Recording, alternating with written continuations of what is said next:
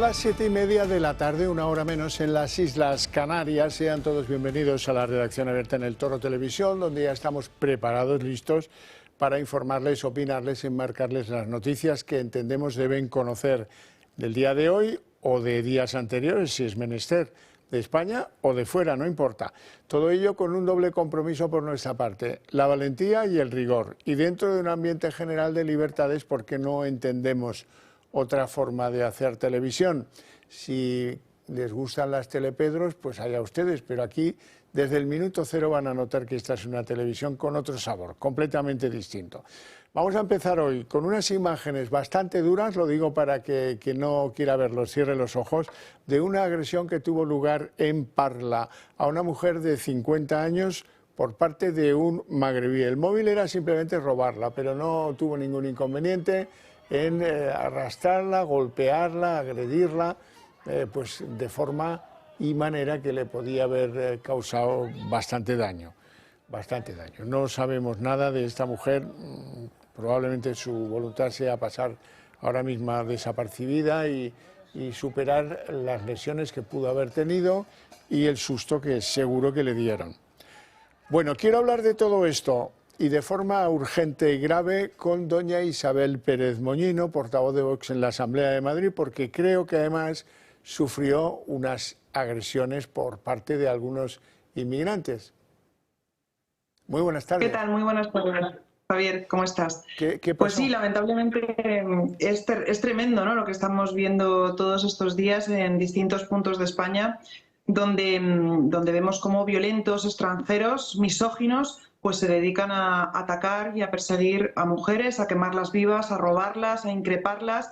Y esto es lo que está pasando como consecuencia de las políticas de fronteras abiertas que desde Vox estamos denunciando y estamos señalando a los culpables, que es el Partido Popular y, por supuesto, también el Partido Socialista. Lo que vemos en las imágenes del municipio de Parla, pues es lo que tristemente viven muchos vecinos de municipios castigados como consecuencia de la inmigración ilegal y descontrolada.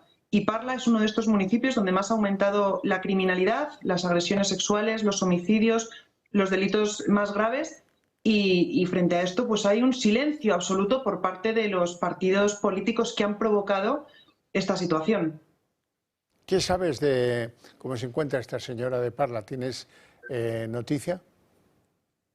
No hemos podido contactar con ella todavía. Lo que sí sabemos es que el delincuente, el agresor de 21 años de origen marroquí con antecedentes penales, pues seguramente ya esté en libertad. Y esto es lo que está ocurriendo, ¿no? Cuando tenemos unas leyes laxas, cuando tenemos políticos que están mirando hacia otro lado, cuando tenemos políticas que están financiando plazas de menas, estos menas que luego cuando cumplen en teoría los 18 años pues se quedan en la calle, pues pueden cometer este tipo de delitos, ¿no? Y nosotros es con lo que queremos acabar. Y por eso vamos a alzar la voz por esta señora de Parla y por todos los españoles y en especial pues por las mujeres que somos las que más estamos sufriendo esta violencia de estos salvajes que no tienen ningún tipo de pudor en atacar, en violentar y en agredir especialmente a los más débiles, que son los ancianos, como hemos visto en Torre Pacheco, o a las mujeres, como vemos en este caso en Parla, o como hemos visto recientemente también en La Palma con esa chica de 17 años a la que un marroquí en situación irregular ha quemado viva. Y esto lo estamos viendo todos los días, esto no es un delito de odio decirlo, como están intentando señalar los medios de la izquierda, los medios subvencionados por el gobierno, y nosotros vamos a seguir alzando la voz por esta mujer de Parla y por tantas otras que cada día sufren las consecuencias de las políticas de fronteras abiertas. Isabel, por cierto, citabas el caso de Torre Pacheco. Hemos conocido este fin de semana cómo fueron las 48 horas anteriores a que agrediera a Domingo, ese hombre de 68 años, vecino de Torre Pacheco, al que le dejó la cara hecha polvo. Bueno, esas 48 horas de este individuo, de este sujeto, al que la Guardia Civil califica de magrebí y del que se nos dijo que no, a pesar de tener papeles, eso sí lo sabían, no sabían dónde residía. Cuando voy a hacerme el DNI tengo que dejar una dirección constatada. Constatada significa un alquiler, una escritura de compra, lo que sea. Bueno, pues esas 48 horas demuestran que hay muchos de estos inmigrantes ilegales que son un reguero de delitos allá por donde pasan. Agresiones e insultos a la policía municipal, robo de una bicicleta, robo con fuerza de un reloj a un mayor, todavía más mayor que Domingo, a no sé qué hora de la madrugada, que no se sabe ni de dónde venían. Pero todo esto demuestra que las autoridades españolas tienen un fabuloso descontrol del mundo de los inmigrantes ilegales. Totalmente, totalmente. Lo que vimos en Torre Pacheco, pues lamentablemente es lo que vemos en muchísimos puntos de España. En los juzgados de Plaza de Castilla, aquí en Madrid, han tenido que abrir un nuevo juzgado de guardia. Antes tradicionalmente eran 2 juzgados de guardia y ahora hay 3 juzgados de guardia porque los delitos están aumentando también en la capital, por mucho que algunos políticos intenten negar estos datos. Y la realidad es que de los detenidos, y cualquier operador jurídico que me esté escuchando, abogados de oficio, fiscales, jueces, agentes de la policía que trabajan todos los días en la calle, saben perfectamente el descontrol que hay con todo el tema de la inmigración ilegal. Hay personas que están en situación irregular, que cometen un delito, que entran por la puerta del juzgado de guardia y que salen antes incluso que el propio abogado de oficio que se queda firmando el auto de libertad. Y esto es lo que está pasando. Y las consecuencias las están sufriendo todos los españoles que sufren las consecuencias de estas políticas de fronteras abiertas. Yo invitaría a todos estos políticos que nos dicen que en Madrid no caben muros, que en Madrid caben todos los acentos, que estos que delinquen son tan españoles como Abascal, a que se paseen por las calles de Parla para que conozcan de verdad lo que es el multiculturalismo, ¿no? Porque algunos piensan que el multiculturalismo es ir a cenar un viernes a un restaurante libanés, pero esto no es el multiculturalismo, porque lo que están sufriendo los vecinos, especialmente de barrios más humildes, de gente trabajadora, pues son las consecuencias de una inmigración ilegal y descontrolada que genera delincuencia, que genera narcopisos, que genera ocupaciones, que genera agresiones sexuales, que genera robos. Y esto hace que los vecinos que trabajan, los vecinos que madrugan cada día para trabajar, pues sufran una pérdida de libertad. Porque cuando vamos a estos barrios y a estos municipios y los vecinos y los comercios nos dicen que tienen miedo, que cada vez tienen más robos en sus tiendas, que no pueden sus hijas salir solas por las calles. Esto es lo que está pasando hoy en muchos barrios y en muchos municipios de España. Y frente a esto no podemos mirar hacia otro lado, porque estos españoles, los vecinos de Parla, tienen el mismo derecho a vivir con tranquilidad y con seguridad, el mismo derecho que los vecinos de cualquier otro municipio de España. Por eso yo creo que es importante señalar a los culpables, señalar a los cómplices de haber abierto las puertas de nuestro país de par en par, de haber favorecido la regularización de ilegales. Ahora se está peleando el Partido Popular y el Partido Socialista por cuánto hay que pagar por cada mena que tenemos acogido en los centros de mena. Es que ese no es el debate. El debate tiene que ser que esos menas tienen que ser reagrupados con sus padres en sus países de origen. Es el único debate, no si la manutención vale 35 o vale 135 al día. Nosotros no queremos entrar en ese debate. Lo único que decimos es que tenemos que reagrupar a estos menas con sus padres en sus países de origen. Y yo creo que esto es un mensaje que comparte una gran mayoría de españoles. Voten a quien hayan votado. Y estoy segura de que este mensaje de sentido común pues cada vez está calando en más españoles, como así además demuestran las últimas encuestas. Isabel Pérez Moñino, un placer enorme tenerte en el programa, te lo agradezco de verdad y te deseo una feliz tarde. Muchísimas gracias, pronto, Javier. Hasta pronto. Bueno, decirles, por ejemplo, a veces hay que estar muy atento porque los datos son muy fugaces y a veces pues no dan datos, pero tenemos hoy datos de Cataluña de los últimos 6 meses que demuestran algo terrible, y es que ahí han sido detenidos en solo 6 meses 23 islamistas radicales, lo cual pues, en el español dicen que confirma que a Cataluña es el nido del yihadismo en España. Bueno, lo sabíamos, pocas veces tenemos datos que permiten afianzarse en ello con la cruda realidad. Bien, y me gustaría escuchar lo que ha dicho esta mañana en una rueda de prensa que ha tenido lugar en la sede de Vox, Santiago Abascal, a propósito de la inmigración ilegal. Una brutal agresión en Parla, anteayer. Una mujer fue robada, arrastrada por el suelo y su cabeza pateada por parte de un magrebí. Y no pasa un día sin apuñalamientos, sin robos violentos y sin agresiones sexuales. En pocos días una mujer ha sido quemada en Canarias, una mujer ha sido rapada y violada en Almería, 2 jóvenes turistas han sido agredidas sexualmente en Málaga, cacería de ancianos en Murcia, ancianos nonagenarios con su casa ocupada en Madrid y 2 niñas pequeñísimas agredidas sexualmente en Madrid, en Monte Carmelo, en una urbanización privada. Y casi siempre los mismos.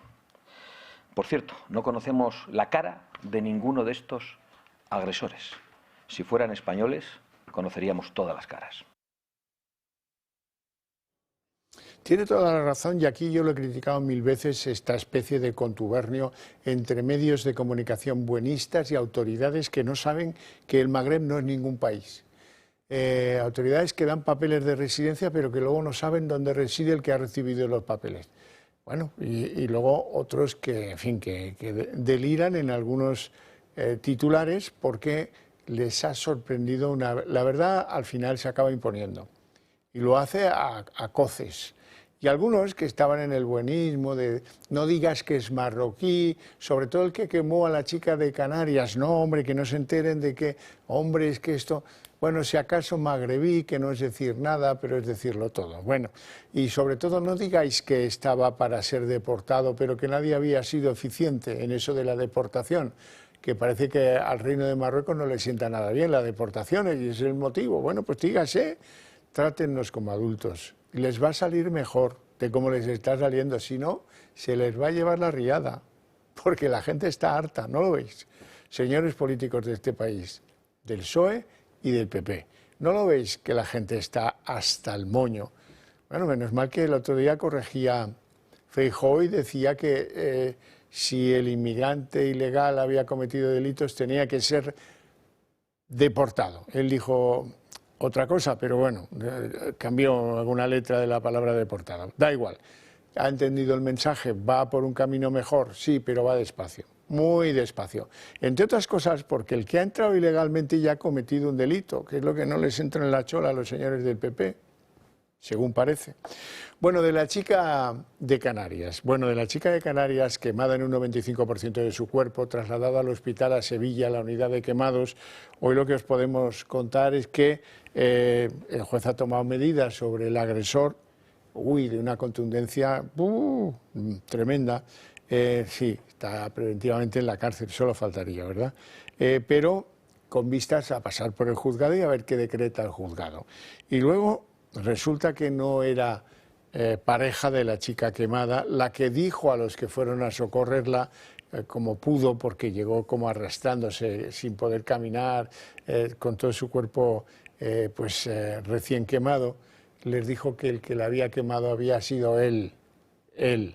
Y ahí sí que no cabe otra. No cabe otra, porque si no estaríamos dando vueltas en que no sabemos, la policía busca, pero no encuentra, esas cosas que pasan tanto en este país. Bien, vamos con algunos sucesos que también hay que conocer porque el día viene rico en sucesos. Nos vamos a Salamanca, a un lugar llamado Moriscos. Ahí llega el tren de otra localidad enfrenada porque ha atropellado a 2 personas. 2 personas que resultaron muertas, un hombre y una mujer, por ser arrollados por el tren en, como os digo, Moriscos, Salamanca. Por el momento se desconocen las circunstancias de este atropello por el tren Alvia, que procedía de Madrid, pero la policía lo investiga como violencia machista. ¿Por qué lo de? Bueno, pues porque al parecer debe haber algún indicio de que el hombre condujo allí a las vías a la mujer para que la arrollaran los trenes. Con independencia de esto, pues los 2 han fallecido. Bien. Seguimos porque hay más acontecimientos que seguramente os ponen de los nervios. Por ejemplo, Azpeitia, que es una localidad vasca aparentemente muy tranquila. Ahí se produjo el asalto de unos jóvenes abertzales radicales a una comisaría de la policía vasca de la Ertzaintza. Pues si son de los vuestros, sí, pero resulta que todo empezó con una bronca entre un agente y uno de estos jóvenes que estaba pintando una papelera pública. Bueno, ahí pues se armó la de San Quintín y estos jóvenes llegaron a agredir a varios agentes después de 2 o 3 intentos de asaltar la comisaría. Y ahora los sindicatos de la policía vasca dicen que hay que asumir responsabilidades y depurar esto pues con independencia de la politización de esos jóvenes abertzales, de la que ya os podéis imaginar de qué va la cosa. Bueno, y algo sorprendente en política exterior. Maduro es tan amigo de Zapatero que se hablan por teléfono, se agradecen gestiones. Hombre, qué bueno que nos has ayudado a obtener un intercambio de presos con Estados Unidos. Vente por aquí, que siempre es muy grato verte. Claro, sí, ya me estoy preparando para ir. Nada nuevo bajo el sol, pero verlo produce, bueno, una especie de urticaria permanente que tened cuidado con esto porque, Zapatero, ¿qué amigos tiene Zapatero? Aló, presidente. Aló, ¿cómo estamos? Ajá, felicitaciones, muchas gracias por todo el apoyo para este canje, esta liberación que ha llenado de tanta felicidad a tantas familias aquí en Venezuela. Ha sido una gran decisión. Sí. Y yo estoy muy feliz, muy satisfecho y muy agradecido. Bueno, esperamos que pronto visite el país para que pueda, como siempre, ayudar a los procesos de diálogo. Eso está hecho. Ya me preparo. Correcto. Bueno, muchas gracias por allá. Saludos a toda España. Agradecido, debe estar muy agradecido, sí.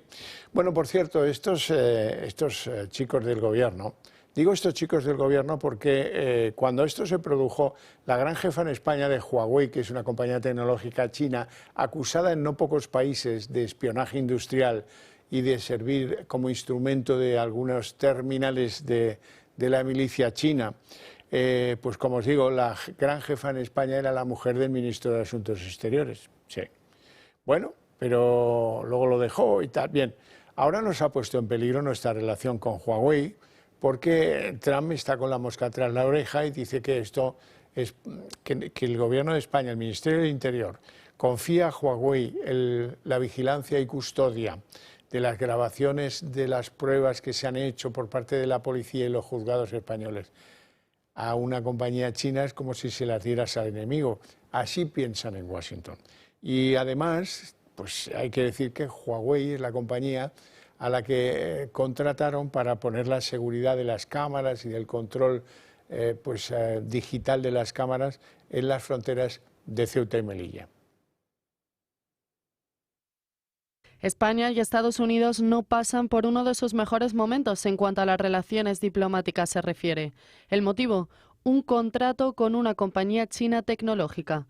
El Ministerio del Interior de Marlaska decidió contratar a Huawei por más de 12 millones de euros para el almacenamiento y gestión de las comunicaciones y escuchas que hacen la policía y la Guardia Civil en sus respectivas investigaciones. La decisión del gobierno fue porque esta compañía china era mucho más barata que otra. Pero esta decisión no ha sentado nada bien a Estados Unidos. El Congreso estadounidense ha exigido a la administración Trump que se revise cómo comparte inteligencia, datos con España. Y es que, al contratar Huawei, el gobierno de Sánchez pudo olvidarse de un asunto muy importante. Huawei está obligada por ley a informar al gobierno chino, un gobierno, recordemos, comunista. Por este motivo, Tom Cotton, responsable republicano de la Comisión de Inteligencia de Estados Unidos, y el congresista Rick Crawford enviaron una carta a la directora de Inteligencia Nacional estadounidense reclamando que se revisasen los acuerdos con España a raíz de esta adjudicación. Aseguran que ahora el Partido Comunista Chino puede tener acceso a la puerta trasera de un aliado de la OTAN. Como respuesta, el portavoz de la Embajada china ha denunciado que esta misiva es un acto típico de bullying. Por ahora el gobierno español no se ha pronunciado, pero parece que sí que lo hizo el CNI. Y es que Inteligencia avisó al Ministerio del Interior que contratar a Huawei era un error y una metedura de pata. Pero la relación comercial entre España y China no es solo a través de Huawei. El Ministerio del Interior aprobó en el año 2021 la instalación de cámaras de videovigilancia en la valla de Ceuta y Melilla de una empresa china, Hikvision. Según el documento al que ha tenido acceso el español, Interior aclaró que las cámaras de seguridad se iban a sustituir por la obsolescencia de las que ya estaban. ¿Y cuál es el problema en cuestión? Que esta empresa, Hikvision, ya estaba siendo señalada por alguna de las primeras potencias del mundo como una amenaza para la seguridad nacional. Una compra que también criticó el CNI, asegurando que se estaba anteponiendo el negocio a la seguridad del Estado español. Bueno, y me gustaría hablaros unos minutos, muy pocos, sobre la droga. Ya sabéis que creo fundamentalmente que o cambiamos el paso en materia de la droga o esto se nos come pero por las patas. Los desalmados. Hoy os traigo imágenes de algo que merece la pena que lo reflexionemos juntos. Resulta que estos desalmados utilizan a falsos viajeros, que son personas vulnerables, les ofrecen dinero y los llevan a Barajas para recoger maletas con droga que llegan al aeropuerto. Y en algunos casos les pagan hasta con 10.000 euros, porque el riesgo es elevado y por muy vulnerables que estas personas sean, o les ponen la tentación elevada o no lo hacen. Bueno, ¿cómo podéis pensar que esto? Bueno, pues porque esto nos llega hasta los tobillos y están en todas partes, y claro que hacen propuestas malévolas a gente muy necesitada para que pues asuma el riesgo de ir a recoger una maleta con drogas al aeropuerto de Barajas. Es lamentable, pero hay que pelear contra todo esto. Ahora nos vamos a Motril, en la costa del sur, la costa andaluza del sur. ¿Por qué? Porque ahí han encontrado en los bajos de un camión, que el perro es el que ha detectado 2.800 kilos de hachís, señores, ocultos en los bajos del contenedor de un camión. Este camión hacía el servicio entre Tánger y no sé cuál sería el final, pero fue interceptado en Motril. Tal vez el final fuera la propia villa de Motril. A consecuencia del hallazgo ha sido detenido un marroquí de 57 años, que era el transportista que llevaba el camión. Mira qué ordenadita llevaba la droga. ¿Y cuánta? 2.800 kilos, casi 3 toneladas de hachís. Bueno, claro, pues como veis, cuando el mercado es ancho y grande y se creen que no van a ser detectados, ¿cuántos camiones entran entonces que no son detectados? Pongamos que por cada uno que pillan entra otro, que es ser pero muy optimista, ¿eh? Bueno, pues 2.800 kilos de hachís que pueden entrar diariamente, pues es muchísima droga. Es una barbaridad. Sería lo mismo si fuera menos, es posible, pero asustan estos datos. 2.800 kilos con un esfuerzo en esconderla considerable, muy notorio. Seguramente pues esto se detecta pues por el olfato del perro policía y por la contumacia y el interés y tal del servicio aduanero, que ha dicho, bueno, pues hoy este camión lo vamos a revisar pero a fondo, porque no es fácil pelear contra el que tiene mucho dinero, puede comprar muchas voluntades y está acostumbrado a hacer las cosas a su antojo. Es el caso de las narcoorganizaciones que operan en España. Bueno, pues hasta aquí hemos hablado de la droga, que me parece que es importante, sobre todo de cara al futuro.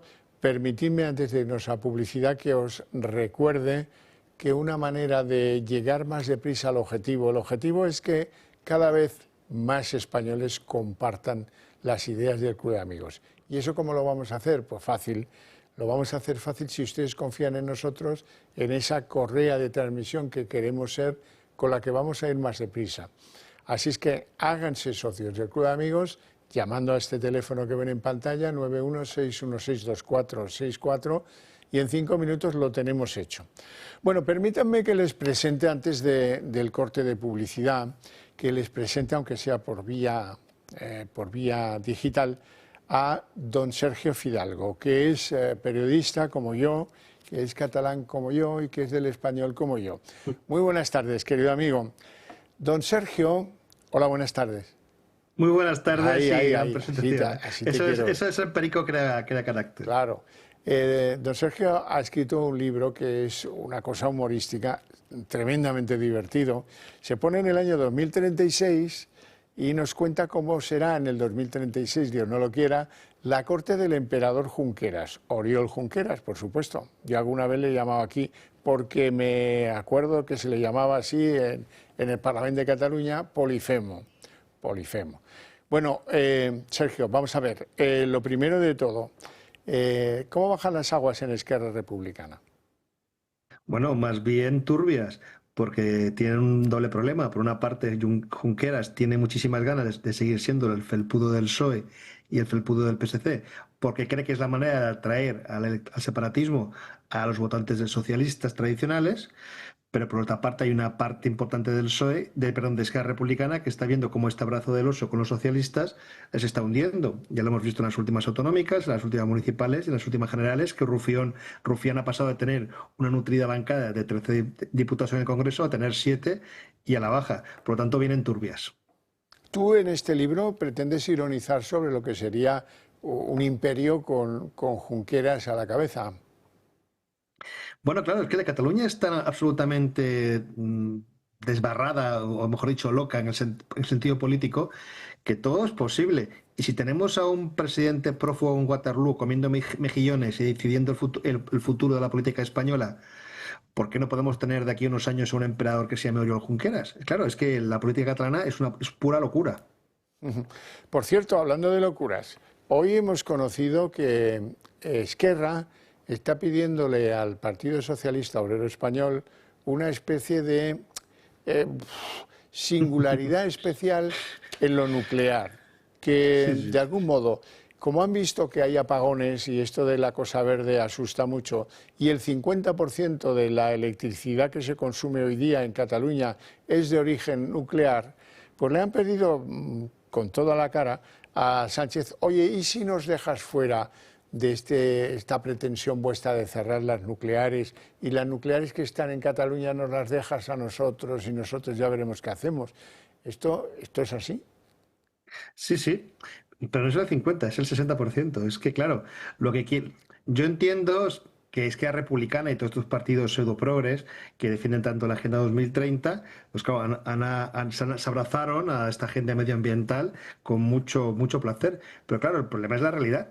Es que en Cataluña el 60% de la energía eléctrica proviene de las nucleares, pero sí en el resto del país, en toda la nación, es el 20%. Por lo tanto, lo que tiene que hacer el gobierno no es darle una singularidad a Cataluña para que efectivamente no nos quedemos sin luz y tengamos que ir con antorchas. Es que toda España debería replantearse el cierre de las nucleares, pero como es que la Republicana y Junts van a lo suyo. Desde luego, desde luego.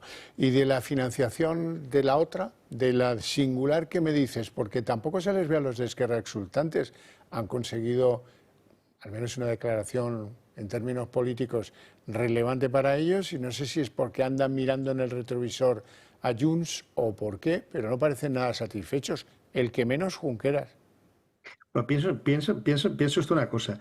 Cuando ese tema se puso sobre la mesa, mandaba Esquerra Republicana y por lo tanto iban a ser ellos que iban a gestionar todo este maná que podía caer. Ahora lo va a gestionar Salvador Illa, por una parte. Y segundo, aunque es cierto que para toda la nación es una vergüenza este acuerdo y es un retroceso, bueno, para los separatistas también es un retroceso, porque ellos firmaron, cuando firmaron la investidura de Junqueras, perdón, de Salvador Illa como presidente de la Generalitat, que es el pago de estos impuestos, pedían más. Pedía que el famoso principio de ordinalidad, que, o sea, básicamente no dar un duro al resto de comunidades autónomas, estuviera muy clarito, pero muy clarito, pero muy clarito. Y de momento en ese punto Illa y Sánchez han pactado una cosa como muy nebulosa, que sí pero no pero sí, no es tan claro como se pactó en el pacto de investidura. Por lo tanto, por eso están mosqueados, porque sí, la Generalitat consigue avanzar, pero no lo que le habían prometido precisamente hace unos meses. O sea, digamos, el botín no es suficiente, es mucho botín, pero querían más botín. Sí, el botín no alcanza. Sergio Fidalgo, gracias por el libro, por tomártelo con ese humor, que era un rasgo bastante catalán, lo del humor, ahora está en capa caída, con ese humor de trasladarnos a la corte del emperador en la Cataluña del 2036. Gracias, insisto, mucha suerte con el libro. Un abrazo. Muchas gracias y seguiremos luchando contra estos locos. Eso es. Nosotros nos vamos a publicidad. 7 millones de personas viven en nuestro país con artrosis, una enfermedad degenerativa que va desgastando el cartílago de las articulaciones, produciendo dolor e inflamación. Aunque es una patología que no tiene cura, existen 3 tratamientos muy novedosos para tratar sobre todo el dolor que es tan incapacitante. Uno de ellos son los guantes de Relax Quanti Nanotex. En sesiones de 20 minutos ofrece los tratamientos más innovadores recomendados por los reumatólogos para las personas con artrosis de manos sin tener que moveros de casa. Para los que lo tenéis localizada en la rodilla, la solución es la rodillera, que utiliza ondas de radiofrecuencia que genera el calor y disminuye el dolor, permitiendo recuperar la movilidad. Y por último, este cinturón para aliviar el dolor en la zona dorsal y lumbar, gracias a una combinación de láser dual, infrarrojos, calor local y masaje por vibración. No lo dudes, llama al 900-730-122 y di adiós al dolor de manos, rodilla y ahora también de la zona lumbar.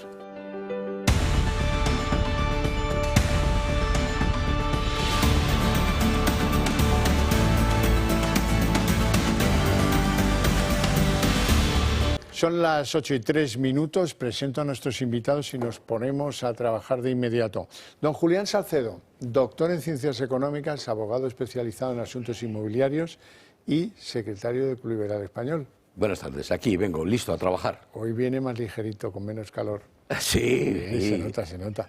Don Alberto Serrano, abogado especializado en asuntos propios de las administraciones. Así es. Expolítico, escritor. En fin. Encantado de estar con ustedes una tarde más. Vamos al tajo, que hoy tenemos tela. Lo primero, tenemos que ser consecuentes y no dejar que una información apague otra. ¿Se acuerdan ustedes del magrebí de Torre Pacheco que agredió a un señor domingo, verdad? Que le dejó la cara como un pan de higos. Bien. Pues hay un medio de comunicación, creo que era El Mundo, que este fin de semana hacía un recorrido sobre las 48 horas anteriores a la agresión a este ciudadano español, el tal domingo, ¿no? Y bueno, es que no le quedaban horas para delinquir más. Es que el tío, vamos a ver, mandó a un agente de la policía local de Torre Pacheco a tomar por culo. Le empujó, fue arrestado, le llevaron al juzgado y aún a pesar de eso le dio tiempo para robarle a un señor más mayor que Domingo un reloj, haciéndole un corte en la muñeca o en el brazo, etcétera, robar una bicicleta y que haya contra él no sé cuántas denuncias. Lo llevaron al juzgado, en San Javier, sí, ahí lo condenaron a 4 meses de cárcel. Ya, pero salió hoy a las 6 de la mañana, ya sabéis lo que hizo. Apalizar al pobre Domingo. Vamos a verlo. Solo un día antes de propinarle la brutal paliza a Domingo en Torre Pacheco, Isam, marroquí de 19 años, agredió a un agente de la policía local de ese mismo municipio cuando iba a identificarlo y detenerlo porque se habían presentado 2 denuncias contra él el día anterior. Una de ellas por intentar robar un reloj a un jubilado y solo una hora después, Isam, a secas porque desconocemos su apellido, robó una bicicleta de un garaje y huyó con ella. Tras estas 2 denuncias, una patrulla de policías fue en su búsqueda y cuando lo encontraron el marroquí empujó e increpó a uno de los agentes. Fue arrestado y pasó a disposición judicial al día siguiente. Es decir, solo 24 horas antes de agredir a Domingo, intentó robar un reloj, consiguió robar una bici y agredió a un policía. Y volvió a la calle. Se le abrieron 3 procedimientos distintos, uno por atentado a la autoridad, otro delito leve de hurto y un tercero por tentativa de robo y delito leve de lesiones. 2 de esos casos se resolvieron por juicio rápido. Por el robo de la bicicleta se le impuso una pena de 120 euros y 4 meses de cárcel por el atentado contra el agente. El procedimiento, que quedó sin ser juzgado, fue el del intento de robo del reloj, en el que la víctima, un hombre de 70 años, sufrió un corte en la muñeca como consecuencia del tirón. La Fiscalía ha solicitado contra él 1 año de cárcel y una multa de 180 euros. Pero Isam, después de cometer 3 delitos en menos de 24 horas, volvió a la calle. Propinó una brutal paliza a Domingo, desató el caos en Torre Pacheco y fue detenido en el País Vasco cuando trataba de huir de España. Aún se desconoce qué hacía el delincuente marroquí en Torre Pacheco cuando la delegación del Gobierno de Murcia ha informado que tenía residencia en Barcelona. Es una obviedad que hay un descontrol monumental con la inmigración ilegal, que en algunos casos no plantea ningún problema porque es gente que no delinque, pero en otros cuando uno viene a hacer lo que viene a hacer Isam, pues resulta que le faltan horas del día, por eso a las 6 de la mañana está delinquiendo. Bueno, acabamos de verlo, este señor, este joven, es un delincuente, es violento, es reincidente, incluso compulsivo, ¿no? Es que no da tiempo de tantas agresiones y robos y no sé qué actos así ilícitos en tan poco tiempo, ¿no? Entonces, esto es lo primero que hay que decir de él. Y luego, además, en magrebí, marroquí o inmigrante, como si fuera español. Entonces, lo que no se puede consentir es un individuo que en mediodía o día y medio ha cometido tantas tropelías que esté suelto por la calle. Es decir, es un peligro público, ¿eh? Incluso es un peligro público para los demás, incluso para él mismo, que puede cometer cualquier cosa. Entonces, oiga, actúe la justicia, reténganle el grado. Si yo no recuerdo mal, me parece que la puesta a disposición del juez se puede retener hasta 72 horas, si no estoy equivocado. Esos son 3 días. O sea, esto no hay que soltarle a las 24 horas ni a las 48. Se puede retener hasta 72 horas. Reténgasele, indague sus antecedentes, a lo mejor encuentra que está reclamado por un juzgado, lo que sea, no, pero es más fácil, es lo que decimos, entra por una puerta, sale por la otra. Me decía alguien que algo sabe más que yo de esto de la inmigración y el papeleo de la inmigración, yo le sugería, pero bueno, hay que quitarle la capacidad de ser residente en este país, ¿no? Porque hay reincidencia toda. Bueno, no es fácil, verás, esas cosas que te dicen cuando no hay mecanismo. Sí, este señor, esto es lo que han contado en el reportaje, es las últimas 48 horas, pero estoy convencido que si echamos para atrás, el historial delictivo de este señor puede ser tremendo. Aún así, campa a sus anchas, una especie de Billy el Niño, una especie de torete, hace lo que le da la real gana, y el problema es que no es nuestro, es una persona que nos viene impuesta. Estoy convencido que si este señor residiera en Marruecos y hiciera lo que hace, bueno, estaría totalmente achicharrado, eso por descontado. Lo que pasa que, bueno, aquí pues, los procedimientos de expulsión, la permisividad, con este tipo de personajes, parece que no funcionan como es debido. Lo que dice la ley es que cuando tienen declarada una pena de prisión superior a 1 año tienen que ser objeto de expulsión. Pero claro, todo eso tiene que instrumentarse. Tiene que instrumentalizarse a través de un procedimiento administrativo que tarda un tiempo. Por eso me hace gracia cuando se hablaba parte de algún representante político el otro día que despertó, dijo, no, hay que expulsar de manera inmediata. Ese concepto no existe ahora mismo relativo a la inmigración ilegal. Lo tiene que pasar por un juez, con carácter previo hay que instruir un expediente administrativo y eso no es tan fácil como parece. ¿Eso es una condena? Pues evidentemente no. Hay que cambiar la normativa para agilizarla. Y mecanismos para perder la residencia, por lo que parece, tampoco hay. Evidentemente. Pues estamos arreglados. Bueno, vamos a darle un giro a esto y vamos a hablar de política, que seguramente es lo que se espera de nosotros. Empiezo en el fin de semana, para que vean que la actualidad no es óbice para irse atrás si conviene. Les quiero contar algo sobre la izquierda española. Ya saben que ha salido el caso Montero, eso me gustaría a mí. El caso Montoro. Y que están todos muy preocupados en el PP por el impacto que pueda tener el caso Montoro y que los del PSOE tocan la pandereta a ratos porque están muy contentos. Para muestra un botón, el titular con el que contaba esta historia El País este fin de semana. El caso Montoro reequilibra la batalla.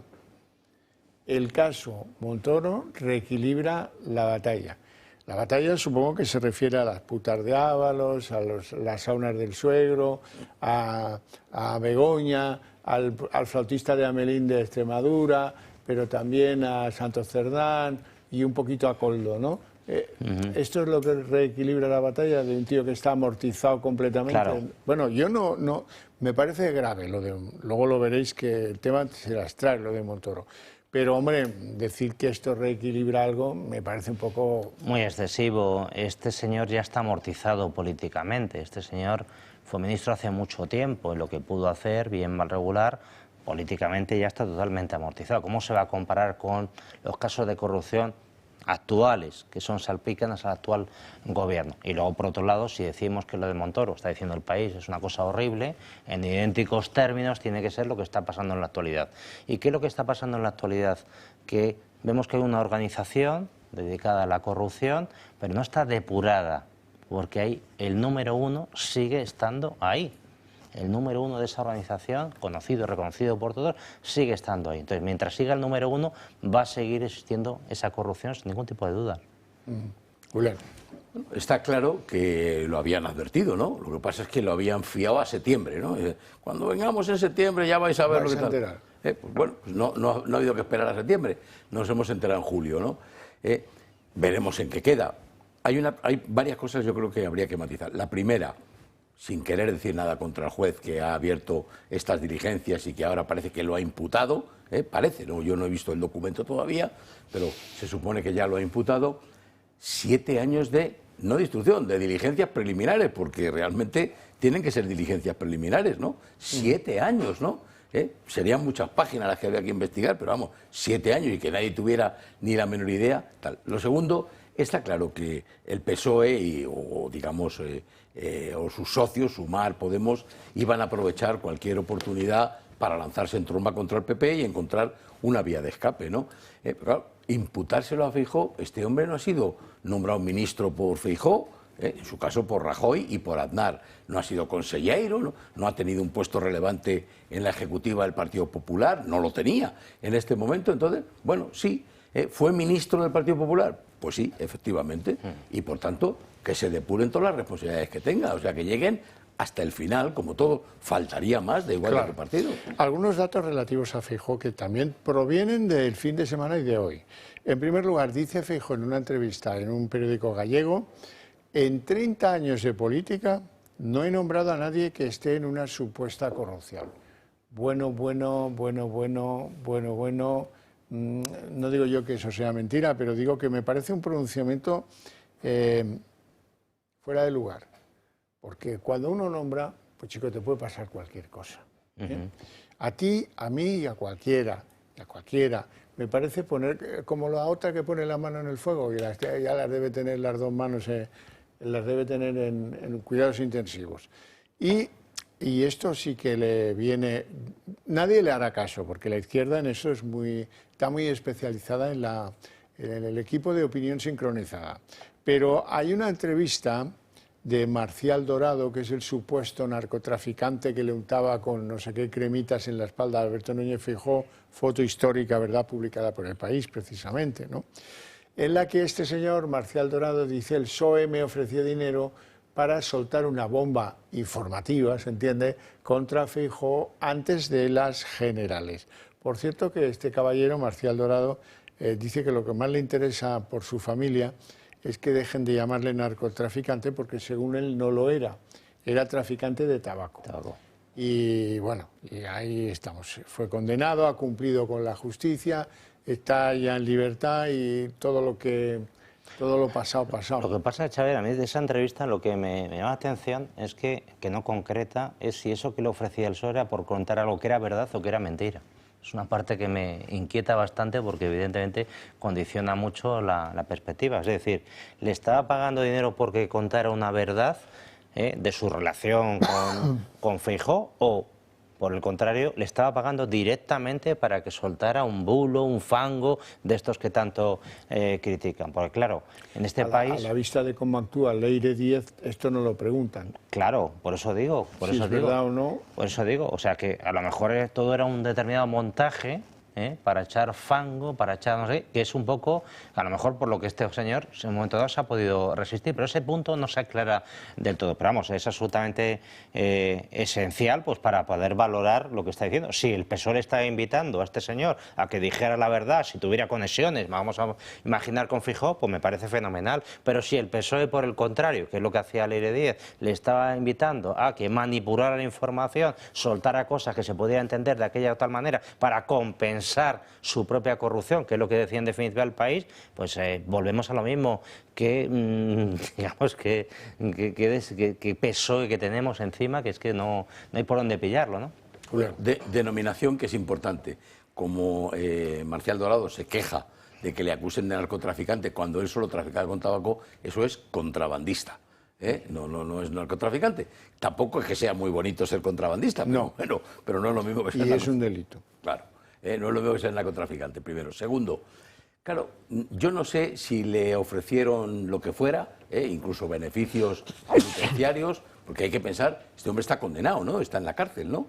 No, ha salido ya. Ha salido ya. Bueno, pues entonces, no sé si en aquel momento ya estaba fuera y le daban algún tipo de beneficio o eran, digamos, económicos, ¿no? Pero da igual si era porque contara algo que sabía que era verdad o que un montaje para perjudicar al PP. Oiga, parece que no entró al trapo, según manifiesta él hoy, ¿no? Por tanto, oiga, ¿por qué hace 2 años no se fue usted a la justicia y lo puso en conocimiento de un juzgado, de una comisaría de policía? Luego ya hubiera quedado en nada, muy probablemente, ¿no? Porque no habría probablemente justificación. Pero bueno, no, lo hace ahora. ¿A qué? ¿Qué es lo que pretende? ¿Qué persigue? ¿Defender al PP a ver si se hace tal? Es que es incomprensible. Yo es que estoy en contra de esas cosas. Recordarás que hace nada dijo el uno que iba a sacar cosas contra el Partido Popular. Bueno, y a lo mejor en ese contexto viene todo esto. También lo propio Montoro. Hay que recordar una investigación de 7 o 8 años arrancada por los Mozos de Escuadra, en un contexto previo al proceso. Entonces, ¿qué hacen los Mozos de Escuadra investigando a un ministro? Lo normal sería que si hay alguna actuación que conozcan, lo pasen a la UCO, pero solamente lo Mozos de Escuadra con un juez en Tarragona. Es una investigación al menos extraña y rara y no habitual. Da la sensación que es un contraataque. Denuncia anónima. Denuncia anónima, efectivamente. Sí. Y después de haber sufrido una denuncia ante un juzgado de Madrid, que la archivó. Con 2 archivos no vamos previos. a ser nosotros los que le quitemos las castañas del fuego al antipático de Montoro, que por cierto tenía menos amigos en el Partido Popular que en el PSOE, por decir algo, porque hay una cola enorme de gente que le guarda un rencor, le llaman murciélago, comunista, en fin, de todo. Vamos a ver las últimas cosas que han salido a la luz del caso Montoro. Aunque ya lo hemos anunciado estos días, que Vox se ha personado como acusación popular en el caso Montoro y de que tenemos la sospecha más que fundada de que algunas de las mafias de los gobiernos de Sánchez parece que son solo continuación de algunas de las mafias que había en los gobiernos del PP. De hecho, en Interior y en Hacienda parece que lo único que han cambiado son los capos. El sumario del caso Montoro detalla que existía un tráfico de información entre el exministro de Hacienda y la agencia tributaria sobre personajes públicos. Montoro pedía y el exdirector de la agencia, Santiago Menéndez, le correspondía. Una filtración de datos tributarios en toda regla. También utilizaba estas medidas contra rivales políticos, incluso si compartían siglas. La baronesa Thyssen, Rafa Nadal, Esperanza Aguirre, sobre el caso Pujol, Rodrigo Rato, la Gürtel. Todo filtrado a través de correos electrónicos, remitidos por Menéndez y enviados a Felipe Martínez, que fue jefe de gabinete de Montoro. En cuanto a los beneficios fiscales a las gasísticas, Montoro se reunió con ellas 3 meses antes de aprobar la rebaja fiscal en el Consejo de Ministros. Equipo Económico, la consultora de Montoro, elaboró un informe para la patronal por 270.000 euros, que en un primer momento se opuso, pero luego cedió. Hacienda detecta un pago desconocido de 80.000 euros a Montoro desde Luxemburgo. Los investigadores sostienen que la trama disponía de 16 empresas instrumentales para desviar fondos. El ingreso se efectuó en febrero de 2019, meses después de abandonar el gobierno. Las fuentes consultadas por The Objective sostienen que ese dinero corresponde al Fondo de Pensiones del Parlamento Europeo, cantidad acumulada que no habría cobrado mientras permanecía en activo. Félix Bolaños advierte que de probarse los hechos serían muy graves. Y que nos impactan a todos los que consideramos que la política es un servicio público. Yo creo que de ser ciertos estos hechos, desde luego es el Partido Popular en estado puro. Desde el Partido Popular afirman que tolerancia cero con la corrupción. La postura del Partido Popular es que se investigue, que se llegue hasta el final y si alguien ha cometido delitos, que sea condenado. Alguna cosa he leído en algún medio, ¿no?, que esto equilibraba la balanza. Hombre, yo creo que conviene no insultar la inteligencia de los españoles. Los investigadores de la supuesta red corrupta creada por Montoro podría ir más allá de las empresas gasistas. EFE publica que podría haberse dado con otras empresas de diferentes sectores, como pudieran ser Madrid Network, Ferrovial o Abengoa. Julián. Bueno, la cosa no es menor. Le imputa el juez 7 delitos, que son más de los que está imputado Cerdán y Coldo y lo que sean, ¿no? Que son 5, si no recuerdo mal, ¿no? Le imputa 2 más, ¿no? Veremos en lo que queda. Sí que es verdad que hay una cosa, yo comprendo que cuando uno le dan un cargo de responsabilidad, intenta rodearse primero de los mejores y además si dentro de los mejores pues son gente de su nivel de confianza, pues igual hasta te quedas más tranquilo, ¿no? Pero la verdad es que tanto nombramiento como puso en determinados altos cargos Montoro, ¿no?, de gente que había trabajado con él en su propio despacho, pero no es gente que ha trabajado contigo a lo largo de tu vida profesional, no, en tu despacho que dejas, vendas o no vendas las acciones, te salgas o no te salgas, pues hombre, no me parece la cosa más apropiada cuando con seguridad que hay fiscalistas, mercantilistas y tal, para llenar un tren completo sin necesidad de coger a los 7 despachos, que además supongo que vació el despacho, el equipo económico, lo dejaría a lo mejor bailando, ¿no? Eso pretendía.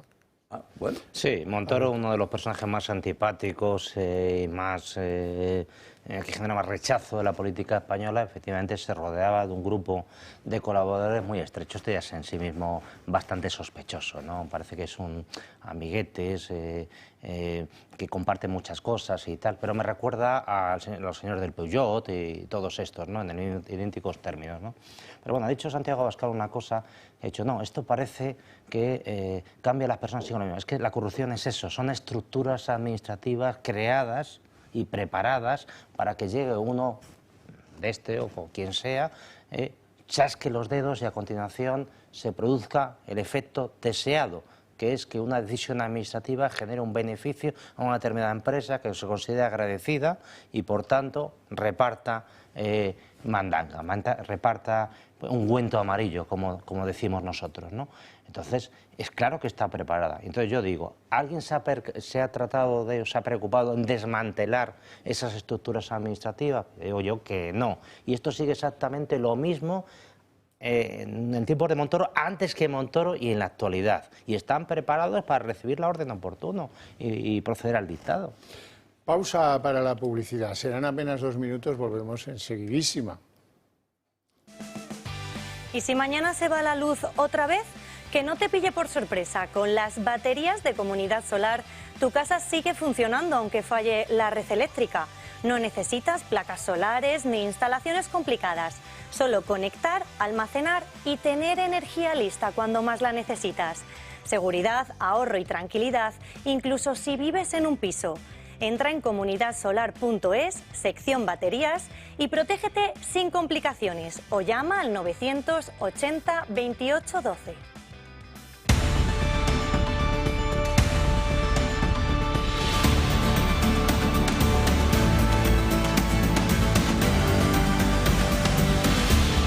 Novedades judiciales. Hoy en el Tribunal Supremo, en la Audiencia Nacional, ha habido novedades porque han ido a declarar allí la presidenta de Adif, la expresidenta de Adif, Isabel Pardo de Vera, y el exdirector general de Carreteras del Ministerio de Ábalos, cuando Ábalos era ministro, Javier Herrero.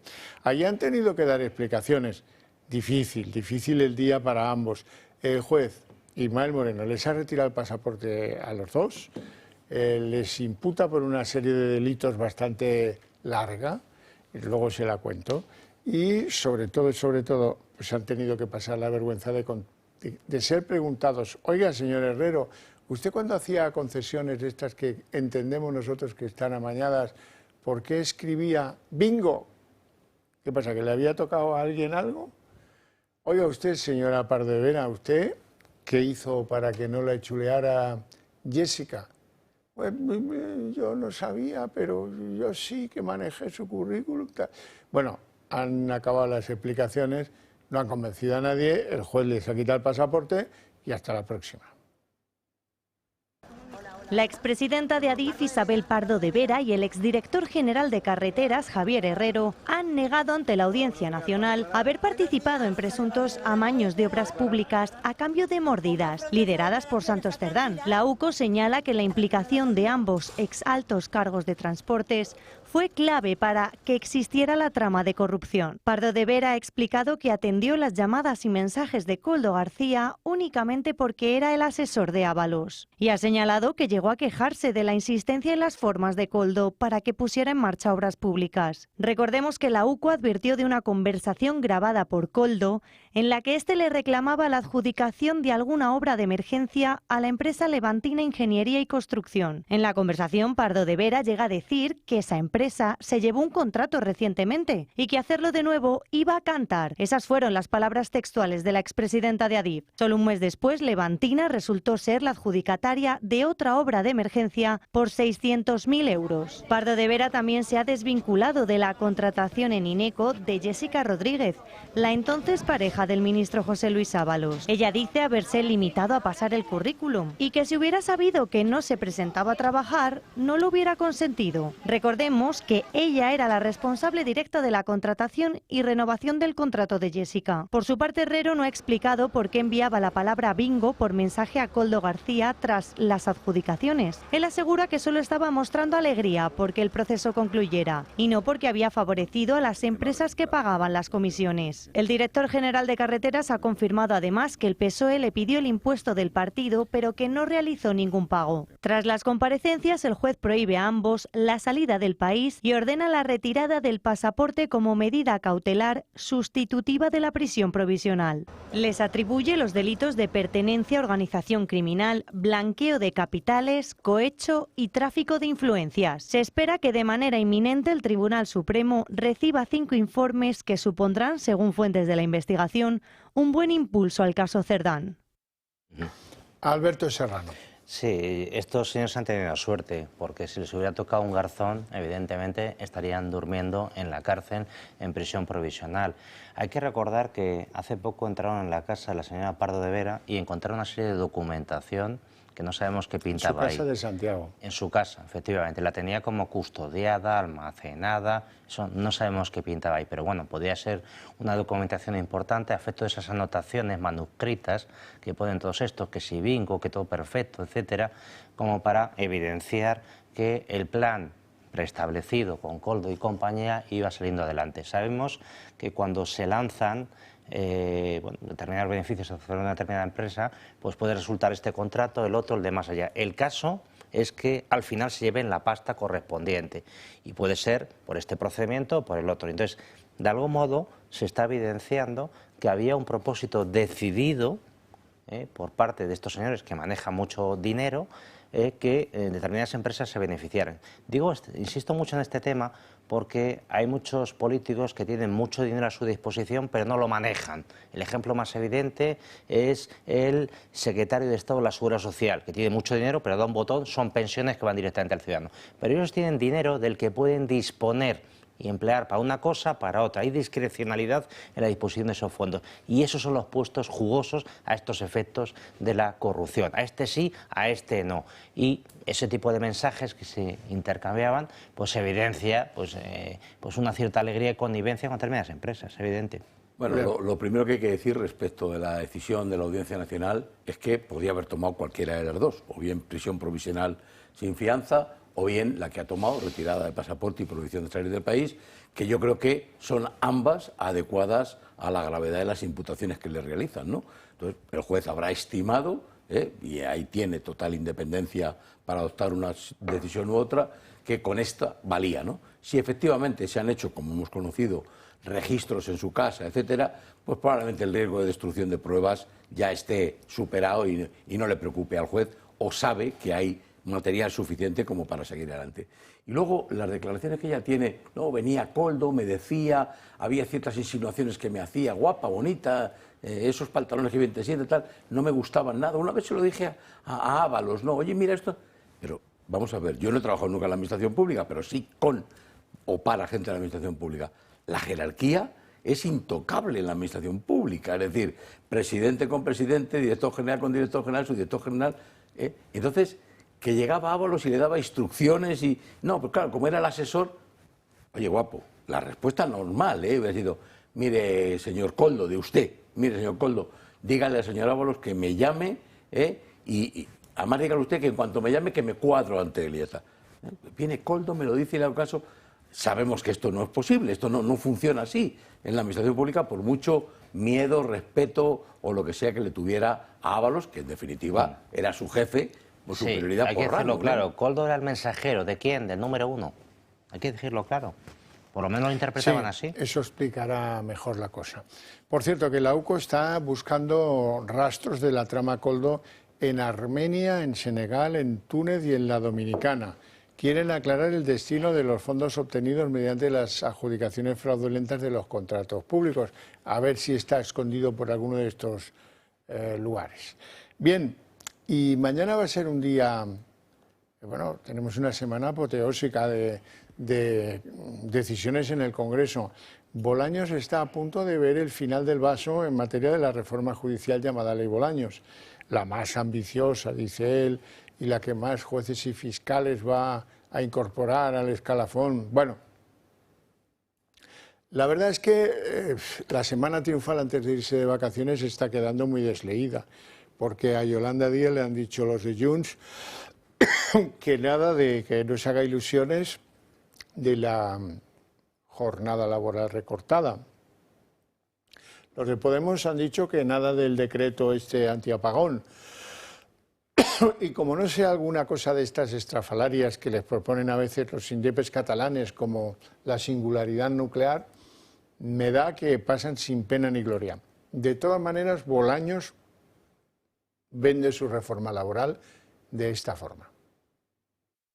Hoy voy a inaugurar un curso que se titula La mayor transformación de la justicia en décadas, y es exactamente lo que estamos haciendo en esta legislatura desde el Ministerio de Presidencia, Justicia y Relaciones con las Cortes. Llevar a cabo la reforma más ambiciosa, más necesaria, más imprescindible del servicio público de la justicia en nuestro país para ponerlo en estándares europeos, tanto en materia de instrucción penal como también de ratio de jueces y fiscales por número de habitantes. Bueno, y ahora véanlo, no es que yo, en fin, que me haya dedicado a contar cosas que no son. Sánchez le ha prometido a Junts y a Esquerra que habrá singularidad nuclear catalana. Han llegado a una conclusión. En Cataluña, como poco el 50% de la energía que consumen es nuclear. Si los planes del gobierno de apagar las nucleares siguen como van, está más cerca de un blackout, o sea, de quedarse a oscuras, que de otra cosa.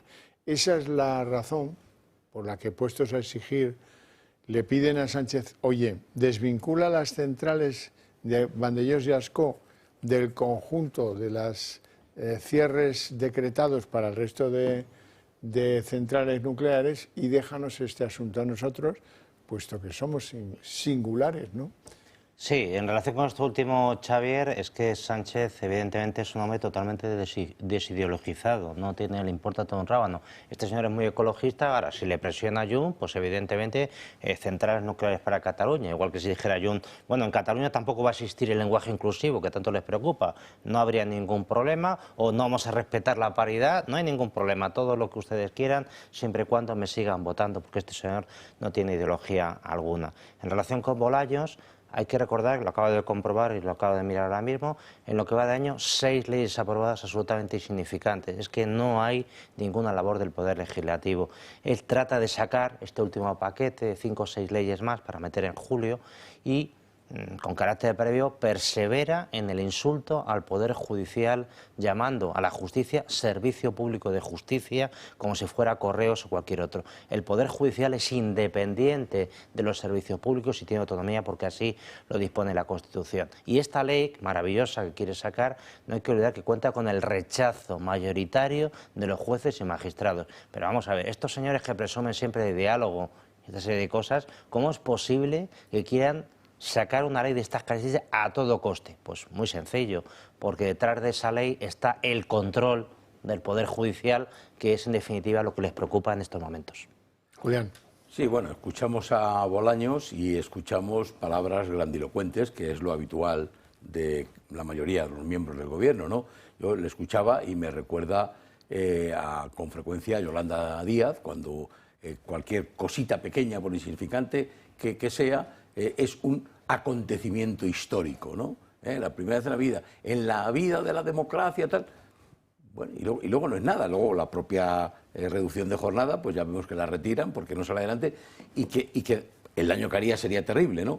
Pero ya vemos que es que los sindicatos y las patronales, las mayoritarias, han llegado ya a los acuerdos de las 37 horas y media. Por tanto, no sería necesaria una ley. Si sale, a quien va a hacer daño precisamente es a las pequeñas empresas, a las pymes y todo esto, ¿no? Pero bueno, ella sigue adelante con ello y da igual, como si no se hubiera enterado de que se ha retirado la proposición de ley del Congreso para que no tenga que ser votada, porque la tiran como lo mismo que la reforma judicial. Y como muy bien ha dicho mi compañero Alberto Serrano, claro, todo esto que lo dice Bolaños, yo me pregunto, ¿por qué no se pone usted el día de la huelga? ¿Por qué no sale usted el día de huelga de jueces y fiscales? Sale usted, se pone allí delante de toda esa gran manifestación de jueces y fiscales, todos mayoritariamente, todas las asociaciones judiciales, no hay prácticamente diferencia, están en contra de la reforma. Vaya usted, siéntese, explíqueles en qué consiste y entienda y escuche cómo le dicen que no es una reforma, que esa reforma lo único que va a hacer es acabar con la administración de justicia, con la independencia, etcétera, ¿no? Bueno, ya está. Menos mal que por lo menos parece que hasta después de verano esto se queda en el dique seco y de aquí a final de verano ya veremos. ¿Cuán largo confiáis? A ver, porque Bueno, luego os quiero hacer una pregunta sobre los efectos del caso Montoro sobre las pocas ganas previsibles de Feijóo de meterse en embrollos que den con el gobierno en la lona. Yo creo que contribuye a desincentivar al Partido Popular actual el tener un caso de corrupción y tener que poner la mejilla y que te estén atizando todo el día. Pero bueno, quiero hablar con vosotros, que sois especialistas ambos en este asunto, de el exageradísimo número de adjudicaciones de la administración pública que se dan sin publicidad, es decir, sin conocimiento de terceros, con un solo presupuesto, a dedo, sin contraste. Eso quiere decirse que cuando uno actúa así, hombre, hay veces que, vamos a ver, si hay que dar un servicio urgente de verdad, las adjudicaciones por trámite de urgencia deben existir. Lo que yo cuestiono es que no puede ser que se den por esa vía 15.800 millones en un año, 30 de junio, 30 de junio. Pero qué salvajada es esta, porque claro, cuando a uno le dan una adjudicación pública, una contrata, a dedo, es el único que compite, y además el procedimiento no es ni transparente ni público, ¿qué va a hacer el que recibe la contrata? Tal vez la primera vez no, pero la segunda va a subir el precio. ¿O no? Sí, sí. Claro. Entonces esto es un nido de corrupción. 15.800 millones contratados por trámite de urgencias. Claro, ¿Estáis contando? Pero, Xavier, hay que saber de qué viene esto. La administración pública, sus funcionarios, no tienen ninguna protección constitucional. En la propia Constitución española no se recoge ningún precepto específico para amparar y proteger este tema. ¿Qué es lo que pasa como consecuencia de ello? Que el primer muro de contención de la corrupción que tienen que ser los funcionarios, pues el primero que lo hace le cortan la cabeza. Y esto es literal, tal como venimos narrando y contando algunos, hace más de 20 años. Toda la administración totalmente depauperada, servil a lo que diga el político de turno. Y a continuación, el control externo de todo eso tendría que ser el Tribunal de Cuentas. Hablamos mucho del Tribunal Constitucional, pero es que el Tribunal de Cuentas es un órgano esencialmente político que se dedica a verificar todo este tipo de cuestiones. Debería de exigir responsabilidad a los gestores, debería de exigir inhabilitaciones, pero claro, todo esto no lo lleva a cabo. ¿Por qué? Porque está puesto en los partidos políticos. De hecho, el Tribunal de Cuentas tiene una cosa que le voy a contar, que es una competencia exclusiva de este tribunal, de tal manera que ningún otro orden jurisdiccional puede entrar en esto, que es la responsabilidad contable del enjuiciamiento de los gestores públicos, de tal manera que si un gestor público comete algún perjuicio para su propia administración, por ejemplo, derivado de ese tipo de contratos excesivos que han supuesto el inflado del precio, la única tribunal que le corresponde en exclusiva el enjuiciamiento de todo esto es el Tribunal de Cuentas de composición exclusivamente política. Yo todo lo cuento y pactada. Y pactada. Y todo esto lo cuento, Xavier, porque en las encuestas que estamos dando hay un punto que a mí me motiva muchísimo, que son 210 diputados. Si se llega a eso, hay posibilidad de reformar la Constitución en el procedimiento ordinario, que abarca el 95% de la Constitución. Yo, desde luego, la primera reforma que propondría con esos 210 diputados sería, lo tengo claro, cargarse al Tribunal Constitucional con el señor Cándido ahí dentro. Eso está claro, para defender la propia Constitución y la propia integridad de las propias leyes. Pero es que a continuación, todos estos organismos que sirven para llegar a eso, que dice que está usted contando, que es que el dinero público se administre de cualquier manera y que no haya ningún tipo de responsabilidad, también deberían de cargarse. Y desde luego el Tribunal de Cuentas es un organismo que está en la diana de hace muchísimo tiempo. Julián. Bueno, la cifra que acabas de decir a mí me parece escandalosa. Yo no hubiera sido nunca jamás capaz de imaginar 15.800 millones. O sea, me dicen que han sido 1.500 y me hubieran parecido muchos. 15.800, imaginemos, ¿no? La ley de contratos del sector público efectivamente reconoce la existencia de estos tipos de contratos cuando son de extrema, urgente necesidad, ¿no? Urgencia, ¿no? Pero claro, lo que no puede ser es todo de urgencia, porque sabemos que es la fórmula, todos lo sabemos, que se utiliza para eludir los controles, ¿no? Por tanto, claro, los funcionarios dirán, aquí vale todo, ¿no? Lo primero es un funcionario que ve estas cifras tan escandalosas y que todos los días pasan por su mesa 43 contratos de este tipo, dice, bueno, pues aquí vale todo, ¿no? Por tanto, si yo me sumo al carro alguno de estos, pues bienvenido sea, si aquí ya se ve que vale todo. Segundo, ha dicho muy bien también Alberto Serrano lo del Tribunal de Cuentas. Sí, pero antes de que llegue, digamos, la supervisión al control del Tribunal de Cuentas, está la intervención general de la Administración del Estado. Entonces, claro, el hecho de que sea un contrato de urgencia y que sea un contrato menor por cuantía, no supone que la intervención general de la Administración del Estado no tenga capacidad para mirarlo, ¿no? Pero fijémonos, yo casi siempre me habéis oído de trasladar al sector privado. Las auditorías, los auditores que hacen el sector privado, ¿miran todos los contratos que hace la empresa privada que auditan? No.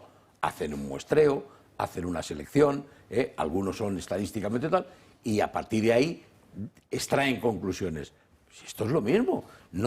Será imposible, yo no tengo duda, revisar los 15.800 millones de contratos. No hay capacidad de la Administración para revisarlos todos. Pero oiga, hágalo usted por muestreo, o incluso al azar, o mire usted si se repite el mismo adjudicatario, pues esto es una señal en sí misma, ¿no? Pero bueno, lo que sí que quiero decir, no podemos rendirnos. Esto de decir, no podemos luchar... Sí, y luego otra cosa importante, esos 15.000 millones se han movilizado en cuántos expedientes de contratación. ¿Cuánta gente ha colaborado en todo eso? Y digo yo, ¿a esa gente le va bien? Ya le respondo yo que sí. Si se hubieran opuesto a tramitar todo eso, ¿les hubiera ido mal? Sí. ¿Y ese es la drama de la Administración? Claro, pero por eso hay mecanismos, mi querido amigo. Por eso hay sindicatos de la función pública. Por eso hasta en Hacienda hay agrupaciones, hay dos agrupaciones, una de técnicos y otra de no tan técnicos, me da igual. Esos señores son los que, pues como sucede con los sindicatos de la policía, cuando hay algo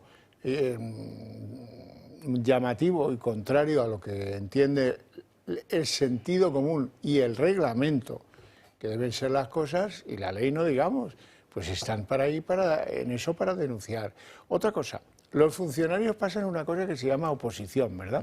Con una serie de temas. La Constitución, el derecho administrativo, yo qué sé las cosas, muchas. Muchas. Y en esa oposición no se les dice que es su obligación denunciar la corrupción.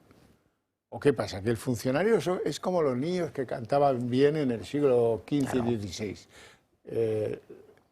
Los castraban para que no cambiaran la voz y castrati se llamaban. ¿Qué pasa? Que los funcionarios, para que no cambien, para que no empiecen a trinar, hay que mantenerlos contentos y amenazados. Xavier, si esto va de lo siguiente, todo lo que ese dinero que estamos hablando es del ciudadano, pero el ciudadano no puede estar vigilante. Entonces el ciudadano delega una serie de funcionarios, y esos funcionarios están blindados profesionalmente precisamente para impedir todo eso. Y si no lo hicieran, deberían de ser sancionados con rigor, pero aquí no pasa absolutamente nada de esto, Xavier. Ese es el problema. Bueno, fíjate, funcionarios son del Estado también, la Guardia Civil. Sin embargo, ahí hay gente que arriesga. Lo vimos con Pérez de los Cobos y lo vemos de nuevo ahora, porque resulta que están que trinan denunciando, y lo hacen los sindicatos, digamos, de la Guardia Civil, denunciando que hay un tipo ahí, oye, un tío que es el director adjunto operativo de la Guardia Civil. Tiene más medallas que, en fin, que si fuera Brezhnev en la época moderna. Cargo, lo tiene impresionante, ¿eh? Este hombre, además de director adjunto operativo, es, si yo no ando errado, teniente coronel, no general, es general de no veo cuántas estrellas, pero bueno, da igual. Resulta que este hombre empieza a hacer unas preguntas que en la UCO consideran muy impertinentes sobre las investigaciones que la UCO tiene que llevar al juzgado. Les va sonando esto a Diego Pérez de los Cobos, ¿no? Bueno, y este hombre solo tiene interés en los casos que afectan al gobierno. Entonces, dicen los que pueden hablar, jugándose mucho, en la Guardia Civil, dice que, hombre, que este tío, que se llama Manuel Llamas, parece más un comisario político que un general. Y a partir de esto, pues la nueva portavoz del Partido Popular, Esther Muñoz, dice que su partido va a llamar a Marlaska a dar explicaciones al Congreso. Desde el Grupo Parlamentario Popular, esta misma mañana, hemos registrado una petición de comparecencia en pleno del ministro Grande Marlaska para que nos explique estas presiones intolerables por parte del número 2 de la Guardia Civil a sus compañeros de la UCO para que expliquen que están investigando del Gobierno de España. Y yo quiero recordar que estamos ante un Gobierno que ya cesó a un coronel de la Guardia Civil porque no pasaba información de las investigaciones que se estaban haciendo. Un cese que la propia justicia decretó como ilegal. Y recordemos también las maniobras sociales del PSOE con ese clan, con ese comando Leire que intentaba amenazar y amedrentar a fiscales, a jueces. Julián. Hombre, yo voy a decir que es verdad que es muy duro que pedir que el último eslabón de la cadena, el guardia civil de a pie, sea el que denuncie este tipo de cuestiones y que arriesgue ya no su carrera, que no va a tener ninguna carrera, se terminará siendo brigada, sargento o lo que sea, no va a llegar a coronel ni a general, por supuesto, ¿no?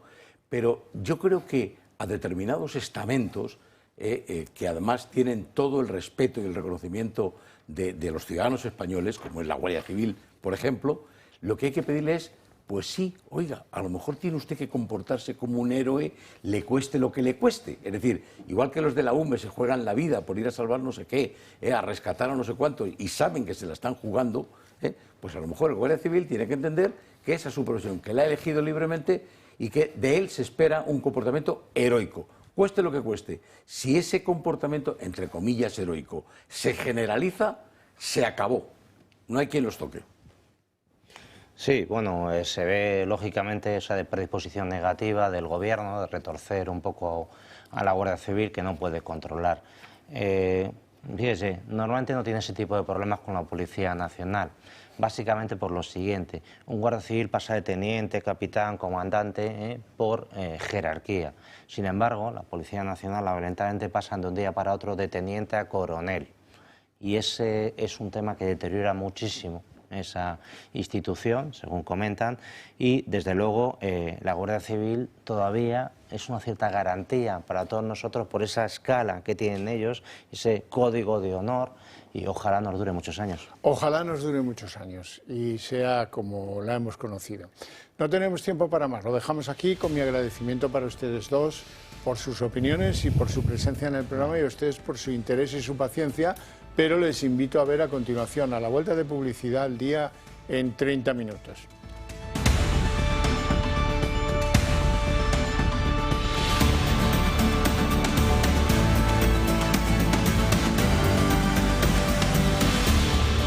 El día en 30 minutos. El juez Ismael Moreno ha decidido retirar el pasaporte, prohibir que salgan del país a Isabel Pardo de Vera, la expresidenta de Adif, y al director general de Carreteras, Javier Herrero. Ambos lo fueron bajo la disciplina de José Luis Ábalos. Los dos dicen que ellos no amañaron contratos en favor de las empresas protegidas o favorecidas por la trama de corrupción. Pero sin el concurso de estos dos altos funcionarios es difícil pensar que las empresas fueran a ganar concursos públicos con las pocas y ajenas trampas que pudiera hacer Koldo o incluso Ábalos. Pardo de Vera denuncia las presiones de Koldo, las que le hizo para conseguir favores para esas empresas, pero sin embargo no ha dicho en el juzgado qué asunto no se pudo conseguir en favor de la trama y por qué, gracias a sus servicios, no prosperaron las malas prácticas de esta trama corrupta. La colocación de Jessica, la pareja de Ábalos en Ineco y Traxatec, es aún más difícil de entender. Pardo de Vera reconoce haber manejado su currículum para colocarla en la filial de Adif, en Ineco. Sabiendo que Jessica estaba monitorizada por Ábalos, Pardo de Vera afirma que no sabía que no iba a trabajar. Dice que de saberlo lo hubiera denunciado. Es decir mucho, pero sin incriminarse. La expresidenta de Adif, Isabel Pardo de Vera, y el exdirector general de Carreteras, Javier Herrero, han negado ante la Audiencia Nacional haber participado en presuntos amaños de obras públicas a cambio de mordidas, lideradas por Santos Cerdán. La UCO señala que la implicación de ambos exaltos cargos de transportes fue clave para que existiera la trama de corrupción. Pardo de Vera ha explicado que atendió las llamadas y mensajes de Koldo García únicamente porque era el asesor de Ábalos. Y ha señalado que llegó a quejarse de la insistencia en las formas de Koldo para que pusiera en marcha obras públicas. Recordemos que la UCO advirtió de una conversación grabada por Koldo en la que éste le reclamaba la adjudicación de alguna obra de emergencia a la empresa levantina Ingeniería y Construcción. En la conversación, Pardo de Vera llega a decir que esa empresa se llevó un contrato recientemente y que hacerlo de nuevo iba a cantar. Esas fueron las palabras textuales de la expresidenta de Adif. Solo un mes después, Levantina resultó ser la adjudicataria de otra obra de emergencia por 600.000 euros. Pardo de Vera también se ha desvinculado de la contratación en Ineco de Jessica Rodríguez, la entonces pareja del ministro José Luis Ábalos. Ella dice haberse limitado a pasar el currículum y que si hubiera sabido que no se presentaba a trabajar, no lo hubiera consentido. Recordemos que ella era la responsable directa de la contratación y renovación del contrato de Jessica. Por su parte, Herrero no ha explicado por qué enviaba la palabra bingo por mensaje a Koldo García tras las adjudicaciones. Él asegura que solo estaba mostrando alegría porque el proceso concluyera y no porque había favorecido a las empresas que pagaban las comisiones. El director general de Carreteras ha confirmado además que el PSOE le pidió el impuesto del partido, pero que no realizó ningún pago. Tras las comparecencias, el juez prohíbe a ambos la salida del país y ordena la retirada del pasaporte como medida cautelar sustitutiva de la prisión provisional. Les atribuye los delitos de pertenencia a organización criminal, blanqueo de capitales, cohecho y tráfico de influencias. Se espera que de manera inminente el Tribunal Supremo reciba 5 informes que supondrán, según fuentes de la investigación, un buen impulso al caso Cerdán. El caso Montoro avanza, el sumario se va conociendo y van apareciendo datos y datos y datos, entre ellos tráficos de información entre el que fuera ministro de Hacienda y la agencia tributaria sobre personajes públicos, ya sea famosos, ya sea políticos, algunos incluso rivales políticos. Lo mollar es que Montero mantuvo contactos con las empresas de gases industriales y medicinales presuntamente favorecidas por su compañía Equipo Económico, antes de aprobar su rebaja fiscal en Consejo de Ministros. También aparecen datos muy extraños, como pagos a sus cuentas del buffet desde Luxemburgo. Así se desviaban fondos a través de algunas empresas instrumentales.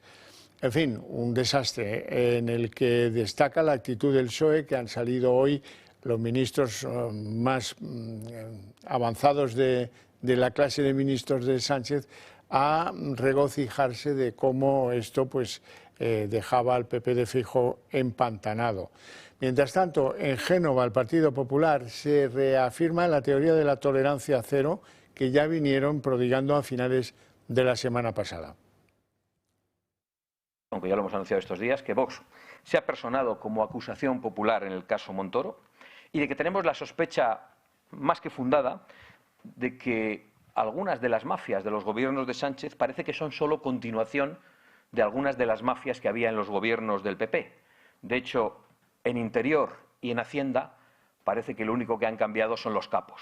El sumario del caso Montoro detalla que existía un tráfico de información entre el exministro de Hacienda y la agencia tributaria sobre personajes públicos. Montoro pedía y el exdirector de la agencia, Santiago Menéndez, le correspondía. Una filtración de datos tributarios en toda regla. También utilizaba estas medidas contra rivales políticos, incluso si compartían siglas. La baronesa Thyssen, Rafa Nadal, Esperanza Aguirre, sobre el caso Pujol, Rodrigo Rato, la Gürtel. Todo filtrado a través de correos electrónicos, remitidos por Menéndez y enviados a Felipe Martínez, que fue jefe de gabinete de Montoro. En cuanto a los beneficios fiscales a las gasísticas, Montoro se reunió con ellas 3 meses antes de aprobar la rebaja fiscal en el Consejo de Ministros. Equipo Económico, la consultora de Montoro, elaboró un informe para la patronal por 270.000 euros, que en un primer momento se opuso, pero luego cedió. Hacienda detecta un pago desconocido de 80.000 euros a Montoro desde Luxemburgo. Los investigadores sostienen que la trama disponía de 16 empresas instrumentales para desviar fondos. El ingreso se efectuó en febrero de 2019, meses después de abandonar el gobierno. Las fuentes consultadas por The Objective sostienen que ese dinero corresponde al Fondo de Pensiones del Parlamento Europeo, cantidad acumulada que no habría cobrado mientras permanecía en activo. Félix Bolaños advierte que de probarse los hechos serían muy graves. Y que nos impactan a todos los que consideramos que la política es un servicio público. Yo creo que de ser ciertos estos hechos, desde luego es el Partido Popular en estado puro. Desde el Partido Popular afirman que tolerancia cero con la corrupción. La postura del Partido Popular es que se investigue, que se llegue hasta el final y si alguien ha cometido delitos, que sea condenado. Alguna cosa he leído en algún medio, ¿no?, que esto equilibraba la balanza. Hombre, yo creo que conviene no insultar la inteligencia de los españoles. Los investigadores de la supuesta red corrupta creada por Montoro podría ir más allá de las empresas gasistas. EFE publica que podría haberse dado con otras empresas de diferentes sectores, como pudieran ser Madrid Network, Ferrovial o Abengoa. Para El País, el caso Montoro reequilibra la batalla. Uno de los referentes de la izquierda considera que el caso del exministro de Hacienda ha reequilibrado de forma muy clara la batalla política española. Sin embargo, hay una clara diferencia entre el caso Koldo y el caso Montero que tanto El País como miembros del PSOE pasan por alto. Y es que el exministro de Hacienda no es un miembro clave del equipo de Feijóo, como sí lo era Cerdán, el ejecutivo de Sánchez, hasta hace tan solo unas semanas. Desde el PP están como fieras y Esther Muñoz ha salido en defensa de su partido. Los de Feijóo se niegan a equiparar el caso Montoro con los que afectan al PSOE. Creen que las diferencias entre un caso y otro son considerables.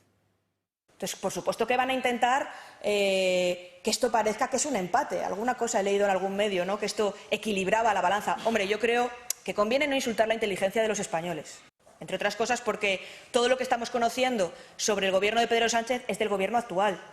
Y, en segundo lugar, la actitud que estamos teniendo en el Partido Popular con los presuntos casos de corrupción que puedan salir de gobiernos anteriores no tiene nada que ver con la actitud con la que está afrontando el Partido Socialista sus casos de corrupción. Pseudomedios, fango, bulo, intentando hacer leyes para que todos ustedes no puedan investigar. Cosas que revelan o afectan al estado de ánimo de Alberto Núñez Feijóo. Por un lado, este fin de semana en una entrevista se vanagloriaba, a lo mejor es un poco naif todo esto, pero se vanagloriaba, presumía de que en sus 30 años en política, tomando decisiones, nunca ha nombrado a nadie que esté en supuesta corrupción. Y en segundo lugar, y esto le ha venido bien, Marcial Dorado, el hombre con el que Sánchez trata de afearle la situación, recordando sus conexiones con este supuesto traficante, pues dice que se le acercaron gentes en nombre del PSOE que le ofrecieron dinero para soltar un bombazo informativo contra Feijóo. Por cierto, el supuesto traficante Marcial Dorado dice que él nunca fue traficante o narcotraficante, sino que él lo que hacía era contrabando con tabaco, que es bien distinto. Bien, nadie puede esperar que unos imputados reconozcan ante el juez haber colaborado en un caso de corrupción. Eso si acaso después de la condena, antes no hay casos. Como signo vale el que el juez del caso les haya retirado el pasaporte, porque eso lo que implica es que hay riesgo de fuga. Y normalmente los inocentes no se fugan. Hoy Isabel Pardo de Vera y Javier Herrero, los dos altos cargos de Ábalos, han negado haber participado en los amaños de contratos de la trama Koldo, Ábalos, etc. Pero claro, leamos la letra a menudo. Pardo de Vera denuncia incluso malos modos en las presiones que efectuaba sobre ella Koldo en favor de sus empresas patrocinadas. Pero claro, es que si Koldo presionaba hacia ella o ponía presión sobre ella, debía ser porque Koldo entendía que su papel era central en que se pudieran retorcer esos contratos. El resto ya se lo pueden imaginar ustedes. El otro imputado, Javier Herrero, este escribía bingo cuando conseguía más tramos de carreteras para las empresas de la trama. Él tampoco sabía nada. Dice que eso lo hacía porque suponía que al ministro le agradaría a punto de elecciones presentarse como el que había adjudicado nuevos concursos. Pero no dice amañados, dice concursos, y ahí se para. Claro, es un imputado. No piensen ustedes que sin el empujón de estos susodichos se hubieran producido los favores a estas empresas, por lo menos en las cantidades que parece que tiene acreditadas el juzgado. En el territorio de las amantes de Ábalos tampoco se reconoce claramente quién colocó a Jessica en las empresas públicas, donde estaba, por cierto, monitorizada. Sin embargo, Pardo de Vera reconoce que ella sí, que es verdad que manejó su currículum el currículum de la patrocinada de Ábalos para incorporarla a una de sus compañías, a Ineco. ¿Y por qué manoseaba el currículum de esta señorita? Quizás quería esconder el catálogo en el que ofrecía servicios de acompañante.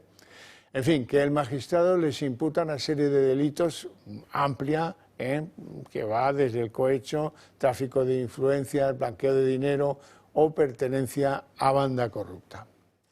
Y este lunes también se ha manifestado el ministro Félix Bolaños sobre la ley que está llevando a cabo. La ha calificado como la reforma más ambiciosa y necesaria de la justicia. Mañana martes se celebra el último pleno del Congreso antes del parón del verano y todo indica que será un pleno complicado para el Gobierno. El Ejecutivo de Sánchez está intentando recabar apoyos a contrarreloj para sacar adelante 3 decretos, 3 leyes que vuelven del Senado y 2 reformas reglamentarias.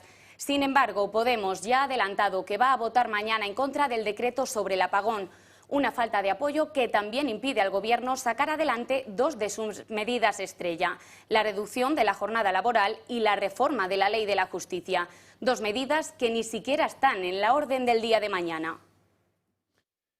Hoy voy a inaugurar un curso que se titula La mayor transformación de la justicia en décadas y es exactamente lo que estamos haciendo en esta legislatura desde el Ministerio de Presidencia, Justicia y Relaciones con las Cortes. Llevar a cabo la reforma más ambiciosa, más necesaria, más imprescindible del servicio público de la justicia en nuestro país para ponerlo en estándares europeos, tanto en materia de instrucción penal como también de ratio de jueces y fiscales por número de habitantes.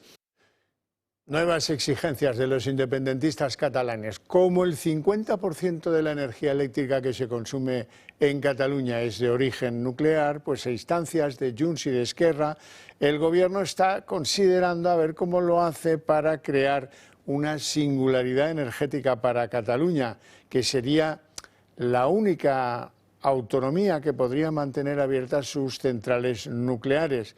Es un giro importante, porque Esquerra siempre se había posicionado como abiertamente antinuclear, pero claro, hasta hace poco no se había producido el apagón y con ese mochuelo no quiere cargar nadie, de modo y manera que le han planteado a Pedro Sánchez, oye, ya que tenemos una singularidad financiera, ¿por qué no tenemos una singularidad nuclear también?